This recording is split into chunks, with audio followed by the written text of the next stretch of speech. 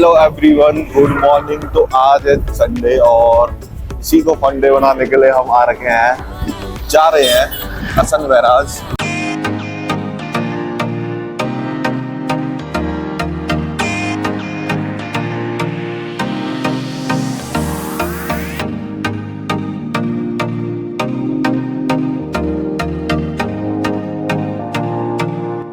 आज मैं आ रखा हूँ अपने दोस्त के यहाँ भंडारी जी के, और यहीं से हमारा प्लान बन गया है हसन बैराज जाने का, जो कि देहरादून की एक फेमस जगह में से एक है। तो यहाँ से लगभग 15 किलोमीटर करीब है। तो अभी हम रास्ते में हैं और जा रहे हैं उसी तरफ। तो सीधे मिलते हैं हसन बैराज में।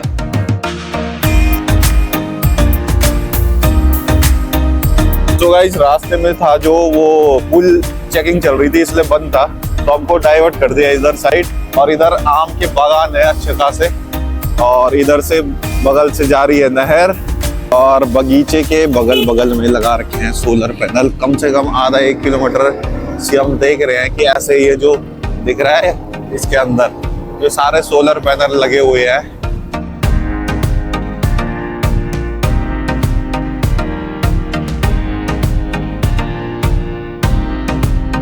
तो अब हम पहुंचने वाले हैं हसन बैराज में, यहाँ से नियर बाई है अब।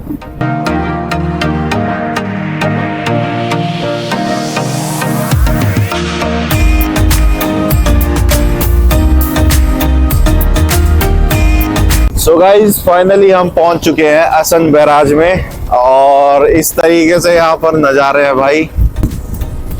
यह है सामने रिजॉर्ट, और ये पूरा एरिया पानी से भरा हुआ है। सो फाइनली गाइज, हम पहुंच गए हैं हसन बैराज में। इस तरीके से यहाँ पर नजारा है पीछे, और ये है यहाँ का रिजॉर्ट GMBN का। और जो टिकट घर है, जो एंट्री है 20 रुपए पर व्यक्ति, और जो पैदल बोट है नीचे ये वाली 4 सीटर 30 मिनट। और इस तरीके से यहाँ पर नजारा है पूरा। मेन रोड पे ये बैराज है।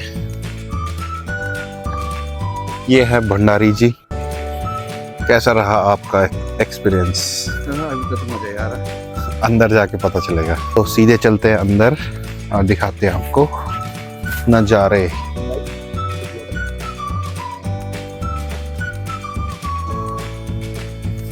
तो हमने ले लिया है टिकट, जो कि पड़ा 20 रुपए पर पर्सन। और ये रहा बोटिंग एरिया।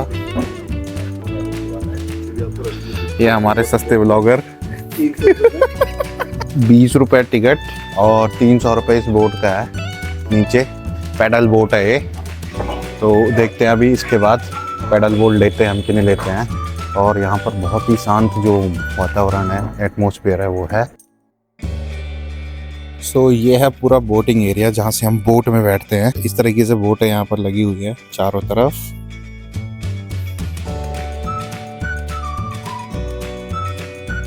और जो बोट का जो एरिया है वो यहाँ तक ही है। यहाँ बीच में एक रस्सी लगी है, यहाँ पर एक घास दिख रही है ये वाली। तो 300 रुपये में क्या ही करना फिर ये बोटिंग भी। तो हम नहीं कर रहे हैं बोटिंग, क्योंकि जो पैसा है वो भी ज़्यादा लग रहा है। 4 पर्सन का 300 था, तो 2 का 150 होना चाहिए था, वो भी नहीं कर रहे हो। ऊपर से यही है लगभग 20-30 मीटर का एरिया दे रहे हो बोटिंग के लिए यहाँ तक। तो कुछ मज़ा नहीं आएगा इसमें, क्योंकि पानी भी बहुत कम है।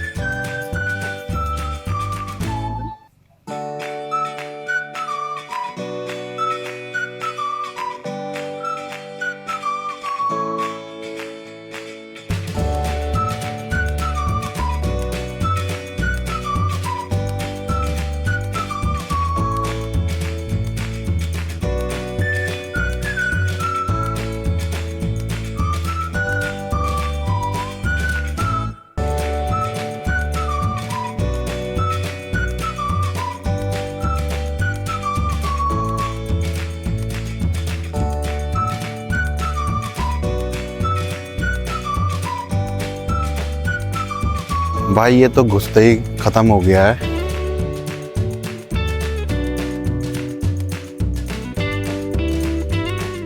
तो हम अंदर आने के बाद हमारे सामने यहाँ पर गेस्ट हाउसेस, इस तरीके से लकड़ी के गेस्ट हाउसेस है।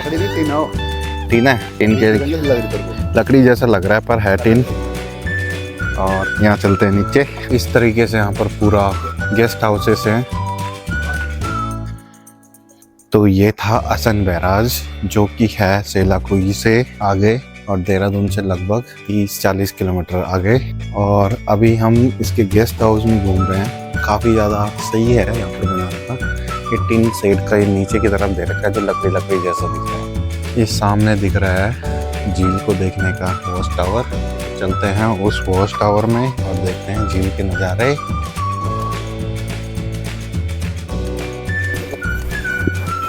सो गाइज हम आ गए हैं अब ऊपर। यहाँ से हम पूरा जो असन बैराज है इसका नज़ारा ले सकते हैं, खूबसूरत सा 360। यहाँ से पूरा ये है और आजकल यहाँ पर पानी कम है, तो वहाँ लास्ट तक ये रहता है भरा हुआ। और यहाँ पर आप बोटिंग का भी मज़ा ले सकते हैं 300 रुपये में 4 लोग। जो ये असन बैराज है ये यमुना नदी के पास में ही है और पहले यहाँ पर गीली मिट्टी हुआ करती थी, तो इस पानी को यहाँ पर किया गया है इकट्ठा एक प्रोजेक्ट के जरिए। उसका भी मुझे ज़्यादा डिटेल्स में नॉलेज नहीं है, बट है यहाँ पर। और यहाँ पर बतख दिख रहे हैं सामने, यहाँ से दिख रहे होंगे कि नहीं। और अच्छा खासा यहाँ पर व्यू आ रहा है बढ़िया सा। तो ये जो असन बैराज है ये बर्ड जो है सेंचुरीज उनके लिए भी फेमस है। यहाँ पर जो माइग्रेटरी जो बर्ड्स हैं वो भी काफ़ी ज़्यादा देखे जाते हैं। तो अभी तो मुझे कोई बर्ड दिख नहीं रहे इतने ज़्यादा, बट यहाँ पर ये फेमस है उस चीज़ के लिए है। और यहाँ पर बहुत सारे जो बोर्ड्स है उन पे भी जो बर्ड्स थे उनके बारे में लिखा हुआ था। तो अभी तो मुझे सिर्फ बतख दिख रहे हैं सामने से।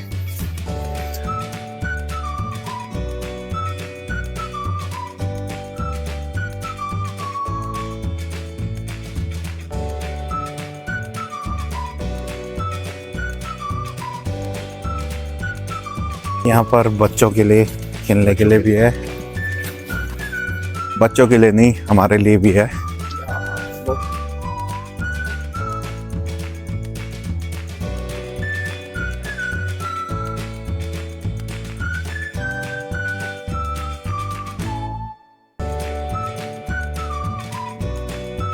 तो ये था पूरा असन बैराज। अब हम चलते हैं इसकी कैंटीन की साइड और देखते हैं क्या क्या मिलता है हमें खाने के लिए।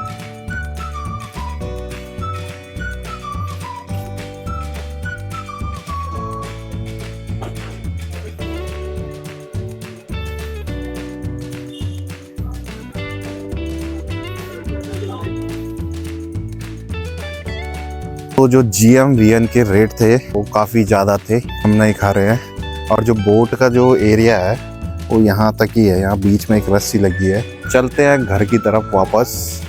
तो ये था असन बैराज का ब्लॉग।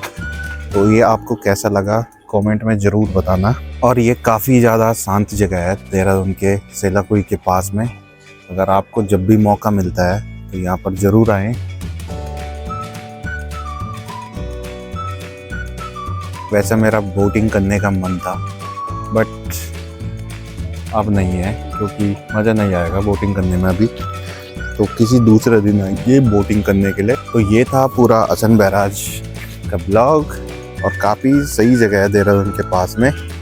तो चलते हैं अब घर की तरफ, तब तक के लिए बाय बाय। चलो। तो भाई भंडारी जी कैसा लगा आपको यहाँ पर? एक चीज बढ़िया है, व्यूज अच्छा है यहाँ पे। हाँ, अब बतख वगैरह देखने को मिल जा रहे हैं। बतख तो बहुत दूर है, बस बोटिंग का थोड़ा ओवरचार्ज हो रहा है। ओवरचार्ज भी और एरिया भी कम दे रहे हैं ना। एरिया कम से दे रहे ताकि यार कुछ अच्छा, मतलब कोई पलट ना जाए उधर, कोई कूद ना जाए। लॉन्ड ऐसा रहता खड़े हो जाते वो बोट के ऊपर यार, ठीक चिल्लाते हैं है, यहाँ से। ठीक है, मतलब ऐसा कुछ सीन है।